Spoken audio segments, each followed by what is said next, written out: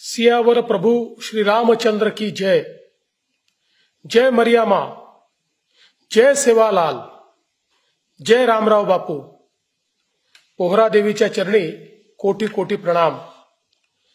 आज आपण प्रभु श्री रामर पवित्र जन्मोत्सव मनाय सारू। म पावन भूमि पोहरा देवी म आयोचू प्रभु श्री राम नवमी सारू देश भरेती आत आमेले से गोर भाई राम भक्ते उन मारो जय श्री राम जय सेवालाल। आज प्रभु श्री राम नवमी व श्री संत सेवालाल महाराज जन्मोत्सव सोहळ्याच्या निमित्ताने मंचावर उपस्थित असलेले सन्माननीय राज्याचे मंत्री गिरीश भाऊ महाजन, संजयजी राठोड, अशोकजी उईके, इंद्रनीलजी नाईक, त्याचप्रमाणे मंचावर उपस्थित धर्मगुरु श्री बाबूसिंग महाराज राठोड, श्री निलय नाईक, श्री तुषार राठोड, श्री सर्वच मंचावरील आमचे धर्मगुरु, गुरुजन, नेते मंडळी आणि उपस्थित सर्व माता भगिनी आणि बंधूंनो, खरं म्हणजे मी आज प्रत्यक्षातच त्या ठिकाणी येणार होतो, परंतु आपल्याला कल्पना आहे की अचानक माझ्या हेलिकॉप्टरमध्ये बिघाड झाल्यामुळे मला नागपूरहून उडाण घेता आलं नाही आणि प्रत्यक्ष आपल्यामध्ये तिथे पोहोचता आलं नाही, म्हणून दृकश्राव्य माध्यमातनं मी आज आपल्यामध्ये उपस्थित आहे। रामनवमीच्या या पवित्र दिवशी पोहरा देवीच्या म्हणजेच बंजारा समाजाच्या काशीच्या या तीर्थक्षेत्रेच्या पावन भूमीवर या ठिकाणी आपल्या सर्वांना वंदन करताना मला मनापासून आनंद आहे। रामनवमी हा केवळ एक सण नाही, तर तो आपल्या अस्मितेचा, श्रद्धेचा आणि परंपरेचा दिवस आहे। रामनवमीचा कार्यक्रम दरवर्षी या ठिकाणी होतो, कारण अशी मान्यता आहे की प्रभू श्रीराम ज्यावेळी वनवासाला चालले होते त्यावेळी ते या भागातनं गेले होते आणि आपल्याला कल्पना आहे आपल्या बाजूलाच यवतमाळ जिल्ह्यामध्ये देशातलं एकमेव सीतामाईचं मंदिर हे देखील त्या ठिकाणी आहे। आणि म्हणून आपण प्रभू श्रीराम यांना ईश्वरी अवतार मानतो आणि त्यांच्या जीवनाकडे पाहत असताना आपण नेहमी असं म्हणतो रामराज्य आणायचं आहे। रामराज्याचा अर्थ काय आहे? रामराज्य म्हणजे ज्या राज्यामध्ये समता आहे, ज्या राज्यामध्ये न्यायप्रियता आहे, ज्या राज्यामध्ये प्रत्येकाला संधीची समानता आहे, अशा प्रकारचं राज्य हे रामराज्य, ज्यामध्ये वर नर वानर पशु सर्वांना त्या ठिकाणी एक समान वागवलं जातं, अशा प्रकारचं राज्य म्हणजे रामराज्य। आणि म्हणूनच आपण ही रामराज्याची संकल्पना या ठिकाणी स्वीकारलेली आहे। मुळात प्रभू श्रीरामांनी जो वनवास स्वीकारला त्या वनवासामध्ये आमचे आदिवासी, वनवासी, दलित, पीडित, शोषित अशा सर्व घटकांना एक प्रकारे एकत्रित करण्याचं काम या वनवासात त्यांनी केलेलं आपल्याला पाहायला मिळतं। शबरीपासनं तर वानर सेनेपर्यंत सर्व प्रकारची जी काही घटकं होती त्यांना एकत्रित करण्याचं काम हे प्रभू श्रीरामांनी केलं। आणि यामुळेच संत श्री सेवालाल महाराज हे प्रभू श्रीरामांचं नित्य पूजन करायचे आणि रामनवमीच्या दिवशी एक प्रचंड अशा प्रकारचा बंजारा समाजाचा भव्य मेळा हा पोहरा देवीला आयोजित केला जातो आणि या भव्य सणाच्या निमित्ताने आज आपण सगळे लोक या ठिकाणी एकत्रित आला आहात। खरं म्हणजे आमच्या बंजारा समाजाने इतिहासाच्या प्रत्येक वर्णावर आपली एक वेगळी ओळख निर्माण केली आहे। अति प्राचीन समाज आहे। ऋग्वेदामध्ये देखील आमच्या बंजारा समाजाचा उल्लेख त्या ठिकाणी दिसतो।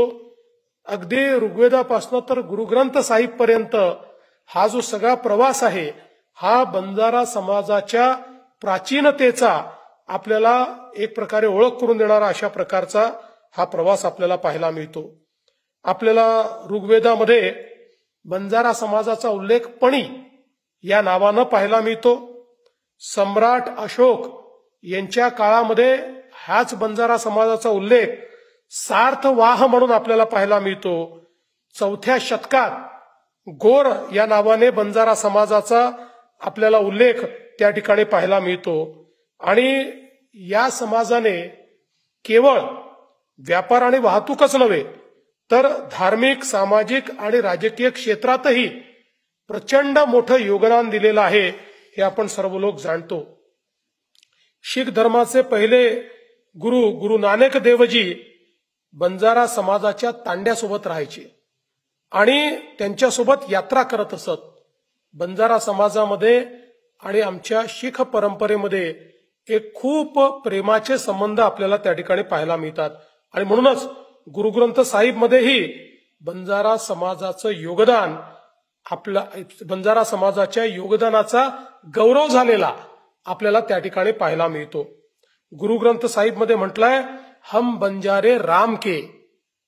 रामाचं महत्व हे किती आहे आणि म्हणूनच आज रामनवमीच्या निमित्ताने आपण सर्व लोक या ठिकाणी एकत्रित आलो. खरं म्हणजे बंजारा समाज हा शौर्य, पराक्रम आणि बलिदानाचं प्रतीक राहिलेला आहे. मणिसिंग बंजारा, लकीशा बंजारा, माधवदास बंजारा यांच्यासारख्या वीरांनी आपल्या राष्ट्राकरता, धर्माकरता आणि शीख परंपरेकरता देखील, शीख धर्माकरता देखील मोठं बलिदान दिलेलं आपल्या सगळ्यांना पाहायला मिळतं. आणि म्हणूनच आज खरं म्हणजे या बलिदानाची आठवण करणं हे देखील अत्यंत महत्वाचं आहे. 18व्या शतकापर्यंत बंजारा समाज हा जागतिक स्तरावर व्यापार करताना आपल्याला पाहायला मिळतो. या समाजाने बांधलेल्या किल्ल्यांमध्ये एक मोठा इतिहास आपल्याला पाहायला मिळतो. किल्ले लोहगड सारखा किल्ला जो 7000 एकरावर त्या ठिकाणी पसरलेला आहे. देशातला सगळ्यात मोठा किल्ला बांधणारा आमचा बंजारा समाज आहे. तर संपूर्ण भारतामध्ये 50 पेक्षा जास्त किल्ले बांधून एक मोठी परंपरा, एक इतिहास हा आमच्या बंजारा समाजाने या ठिकाणी तयार केला. बंजारा समाजाने व्यापाराकरता जो मार्ग तयार केला त्याला इतिहासकारांनी लमाण मार्ग म्हणून नाव दिलेलं आहे. या ठिकाणी लमाण मार्गावर दर 30-40 किलोमीटर अंतरावर विहिरी, तलाव, सराय आणि किल्ले बांधलेले आपल्याला पाहायला मिळतात. याचा अर्थ काय आहे तर आपल्या बंजारा समाजाने केवळ स्वतःचा विचार केला नाही, तर आपण पुढे गेल्यानंतर, तांडा पुढे गेल्यानंतरही समाजाकरता काहीतरी आपल्याला ठेवून जायचं आहे या विचाराने केलेलं हे सगळं काम आपल्याला त्या ठिकाणी पाहायला मिळतं. इतिहासाच्या पानामध्ये बंजारा समाजाच्या पराक्रमाची शर्थ आपल्याला पाहायला मिळते. पण दुर्दैवाने ब्रिटिशांच्या काळामध्ये या समाजावर अमानुष अत्याचार करण्यात आले. अतिशय वैभवशाली असलेला हा समाज, लढवय्या असलेला समाज, ब्रिटिशांनी या देशामध्ये जे जे लढणारे समाज होते त्या समाजांना हतोत्साहित करण्याकरता, त्यांचं शौर्य संपवण्याकरता त्यांना क्रिमिनल ट्राईब्समध्ये त्या ठिकाणी घातलं. आणि असंच आमच्या बंजारा समाजालाही गुन्हेगारी जमाती कायद्याच्या अंतर्गत क्रिमिनल ट्राईब म्हणून गुन्हेगार ठरवलं आणि अनेक वर्ष त्यांच्यावर अत्याचार हा झालेला आपण बघितला. विशेषतः ब्रिटिशांनी जो आमच्या बंजारा समाजाचा प्रमुख व्यवसाय होता, वाहतूक आणि व्यापार, त्याच्यावर मोठ्या प्रमाणात नियंत्रण मिळवून बंजारा समाजाला त्या ठिकाणी अतिशय अडचणीची परिस्थिती ही तयार केली. त्या काळच्या अर्थव्यवस्थेवर बंजारा समाजाचा एक मोठा पगडा होता. तो पगडा तुटून ती अर्थव्यवस्था आपल्या हाती आली पाहिजे याकरता बंजारा समाजाचा अमानुष छळ करण्याचं काम हे देखील या ठिकाणी खऱ्या अर्थानं आपण सगळ्यांनी बघितलं की इंग्रजांनी केलं. आणि म्हणून या समाजाला अनेक ठिकाणी लपावं लागलं. अनेक ठिकाणी आपले तांडे दूरदराज अशा भागामध्ये त्या ठिकाणी बसावे लागले. स्त्रियांना देखील खूप मोठ्या प्रमाणात त्या काळामध्ये अन्याय सहन करावा लागला. पारंपरिक व्यवसायावर बंदी पडली. परंतु अशाही परिस्थितीमध्ये आमच्या बंजारा समाजाने आपली संस्कृती, आपली भाषा, आपल्या कला, आपलं जे काही समृद्ध अशा प्रकारचं वैभव या सगळ्या गोष्टी जपून ठेवल्या आणि अतिशय विपरीत परिस्थितीमध्ये देखील या सगळ्या गोष्टी त्यांनी त्या ठिकाणी केलेल्या आपल्याला पाहायला मिळतात. स्वातंत्र्यानंतर समाजाने संपूर्ण पुनर्निर्माण हे त्या ठिकाणी केलेलं आपल्याला पाहायला मिळतं. आणि ज्यांना क्रिमिनल ट्राईब्स अशा प्रकारे संबोधित करण्यात आलं होतं, स्वातंत्र्यानंतर अतिशय मोठ्या प्रमाणात राजकीय क्षेत्रामध्ये, सामाजिक क्षेत्रामध्ये बंजारा समाजाच्या अनेक नेत्यांनी त्या ठिकाणी आपलं एक अत्यंत महत्वाचं स्थान हे तयार केलं. आणि वसंतराव नाईक साहेब यांच्यासारख्या एका नेत्याने महाराष्ट्रामध्ये तब्बल 11 वर्ष महाराष्ट्राचं मुख्यमंत्री पद गाजवलं. हे देखील मला असं वाटतं की समाजाकरता एक अत्यंत मोठी गोष्ट आहे. आजही आपण मंचावर बघतोय आमचे मंत्री असतील, आमदार असतील, हे बंजारा समाजाचं प्रतिनिधित्व करत असताना अतिशय चांगलं काम हे या ठिकाणी करतायत. खरं तर संत सेवालाल महाराज यांनी मानवतावादी दृष्टिकोनातून 18व्या शतकात केलेलं कार्य हे अत्यंत महत्वपूर्ण अशा प्रकारचं कार्य आहे. खरं तर 7 पिढ्या घरी बसून खातील एवढी श्रीमंती असताना देखील त्या ठिकाणी संत सेवालाल महाराजांनी गरिबांची सेवा करण्याचं व्रत घेतलं आणि संत म्हणून त्या ठिकाणी मोठ्या प्रमाणात समाजाला दिशा देण्याचं काम हे त्यांच्या माध्यमातून झालेलं आपण सगळ्यांनी बघितलं. समाजाला पुढे नेण्याचं काम त्यांनी केलं. आणि म्हणूनच अशा या समृद्ध बंजारा समाजाचे ही जी आमची काशी आहे पोहरादेवी, याचा विकास झाला पाहिजे याचा ध्यास आम्ही मनामध्ये घेतला. आणि ज्यावेळेस मी मुख्यमंत्री होतो त्यावेळेस पहिल्यांदा आपण 100 कोटी रुपये या ठिकाणी विकासाकरता दिले. या विकासाचं एक ब्ल्यूप्रिंट आपण तयार केला. आमचे संजय राठोडजी असतील, या ठिकाणी आमचे आमदार असतील, निलय नाईकजी असतील, इंद्रनील नाईकजी असतील, या सगळ्यांनी, आमचे तुषार राठोड असतील, या सगळ्यांनी याच्यामध्ये पुढाकार घेतला. आणि त्यानंतर आपले मुख्यमंत्री एकनाथराव शिंदेजी यांच्या नेतृत्वात पुन्हा एकदा या आराखड्याला चालना देत मोठ्या प्रमाणात अतिशय चांगलं काम आपण त्या ठिकाणी केलं. खरं म्हणजे रामराव बापू असतील किंवा बाबूसिंग महाराज असतील, यांनी सातत्याने खूप या गोष्टीचा पाठपुरावा केला. आणि सगळ्यात महत्वाचं की आमचे सगळे जे त्या ठिकाणचे महंत आहेत यांनी खूप पाठिंबा या ठिकाणी दिला. सगळे आपले मतभेद विसरून आणि हे काम झालं पाहिजे अशा प्रकारचा प्रयत्न केला. त्यामुळे 700 कोटी रुपये खर्चून आज आपलं नंगारा भवन असेल किंवा वेगवेगळ्या प्रकारच्या आपले जे मंदिर आहेत त्या मंदिराचा पुनर्विकास असेल, हा त्या ठिकाणी होताना आपल्याला पाहायला मिळतोय. केंद्र सरकारमध्येही माननीय पंतप्रधानांनी पहिल्यांदा बंजारा बोर्डची स्थापना केली आणि आपल्याही नंगारा भवनच्या उद्घाटनाकरता देशामध्ये बंजारा समाजाच्या काशीमध्ये पहिल्यांदा आलेले जर कोणी प्रधानमंत्री असतील तर ते आपले नरेंद्र मोदीजी आहेत. हे देखील मला अतिशय अभिमानानं सांगायचं आहे. आज आपण राज्यामध्ये वसंतराव नाईक संशोधन प्रशिक्षण केंद्राची स्थापना या ठिकाणी केलेली आहे. ग्रामपंचायतीचे प्रश्न होते, तांड्याला ग्रामपंचायतीचा दर्जा द्यायचा होता, त्याकरता सर्व अटी शिथिल करून तेही काम आपण हातामध्ये घेतलंय. तांड्यांकरता आपण सेवालाल महाराज तांडा समृद्धी योजना आणली.